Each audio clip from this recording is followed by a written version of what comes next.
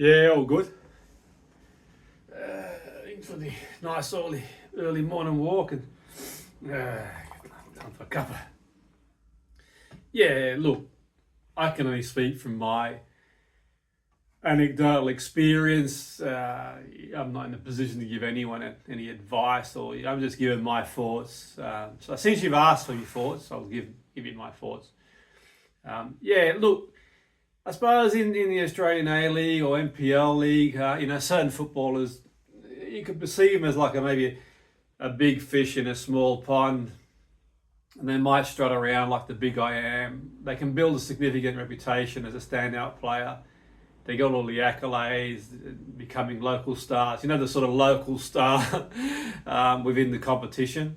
And I suppose sometimes it can maybe get to their head, and they've got sort of friends and family and in the local area, they become like a local star. Maybe the sort of local press sort of build them up and that sort of stuff. But when you compare it to the global stage, English football, the European football leagues, they struggle to make a similar impact, any impact at all from what I've seen. Obviously, there's exceptions to the rule. You get some players that sort of come along and do well. For the most part, some of them got these sort of delusions of grandeur. I think they're going to walk into like a big club. They think because they've been built up in an A-League or an NPL, all of a sudden they're going to walk into sort of a big club and they're going to roll out the red carpet, and they've never seen anything like that before. And for the most part, I would argue to say some of the players I've seen over the years have struggled against a non-league team. And by the way, don't turn your nose up at non-league, by the way. Look at, for example, in the FA Cup, when some of the non-league teams beat or give the Premier League teams or league teams a good run for their money. Look at Tamworth of Tottenham over 90 minutes, if I recall correctly, this year in the FA Cup. It was 0-0.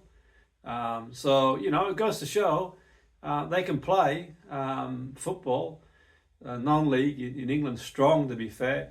And that sometimes can be an opportunity for a player to sort of like establish themselves, work hard, roll the sleeves up. But that's not a guarantee anyway. I mean, obviously, some of those, I would go so far to say that some of the non-league teams would beat NPL teams, even A-League teams, that give them a good run for their money, for sure. The upper non-league teams, that's for sure.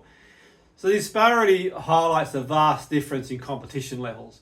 And the exposure and overall quality between, say, for example, the A-League or NPL and the elite leagues abroad. And whilst the player dominate domestically, their skills and achievements, from what I've seen, fail to translate to the rigorous demands heightened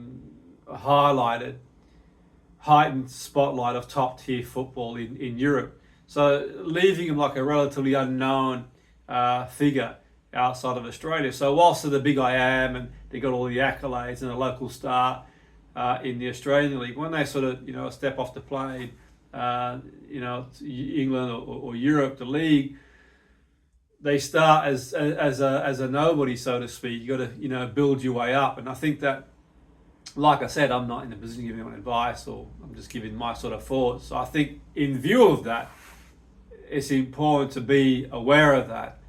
And, people sometimes have the delusions of grandeur. They're going to think, okay, I'm going to sort of step off that sort of plane and walk into, a big club, when a lot of them would struggle literally to get into a non-league club.